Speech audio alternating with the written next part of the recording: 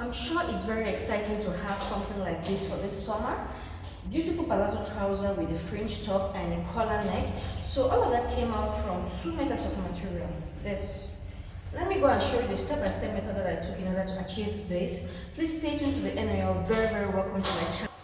I'm working with 2 meters of material. So the first thing I'm going to do is to fold it into two, then measure out the length of the trouser that I want. Then I'll be cutting that off because I need to divide it. So I'm getting the measurements in and I'm dividing it so that I'll use part now to make the top and then the other part to make the trouser. So this is the front flap where the buttonhole is going to be. So that's what I'm measuring out, and I'm drawing a straight line because my measurements will start from where that line ends. The 3 millimeters that I've removed, I'm going to be making my measurement from there. So that is my shoulder and my neck.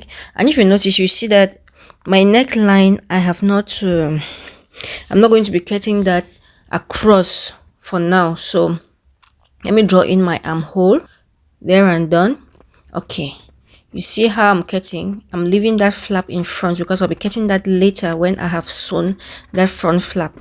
You don't need to cut it immediately because when you are folding it, you might make an error. So this is how it looks. Now let me measure the back. So the back is just from where the front starts. That is where the back is going to start. That extra flap is not going to be on the back. So on the shoulder of the back, I've put tucks because I don't want it to just be flat. I want it to fold a bit because that normally our shoulders are not just flat behind our back. So I've done that, and now I'm cutting out the trouser. So that's my knee level and my crotch point. So I'm drawing out those dimensions, and now that's my waist, and I'll be making the curve. Okay, let me draw a straight line to the bottom, but since I don't want it to really be too much palazzo, I'm bringing in by 1 millimeters. So from the sides, and I'm drawing that down. But I'm sure next time I'm going to do a very nice big palazzo trouser, because I realized that most of the trousers that I've been sewing, they're just like fitting at the top and just a bit flare at the bottom. But I'm going to make a large palazzo very soon. Yes, because I think I need that in my collection. So at the front is done, and now this is the back. So the back is always twice, the crotch is always twice the front. So that's what I've measured out.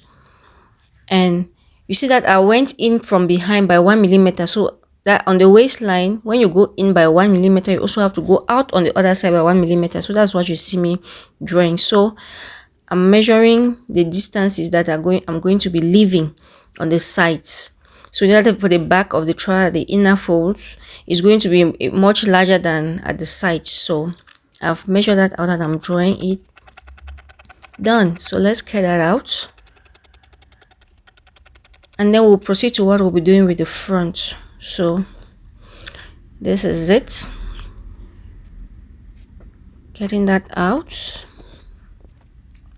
I have many videos on how to measure and cut the trouser. So if you want to see more of how to do this, you can scroll down my page and you're going to see many of that. So I'm going to be using this leftover material to decorate the base of the jacket that I'm making.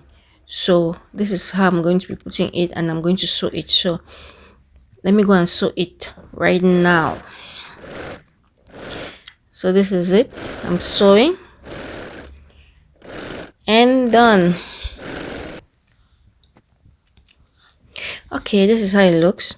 So I'm going to be joining the parts together, and then I join the shoulder. You see, you can. So I'm going to be joining the shoulders together, but before I join it, I'm going to first of all sew that tucks on the shoulder of the back, then I will join it together. Okay, that done. You can see the fold of the front. So I'm cutting in now so that it would really actually look nicer, because if I had sewn it before, it would give an uneven shape in front there. So I want to sew the collar. So what I'm going to do first is to measure the length of the neck so that you see how long it is. So that I have 19. So on the cloth, I'm going to be using this. So I'm going to cut out that 19, but I'm going to add some extras for sewing. Yeah, sewing allowance. So I'm measuring it out at 19.5. So the remaining one is for sewing. If you see very well, I did not really cut it at that 19.5 because I wanted to actually go for 20 so that I'll have 0.5 at the sides to sew.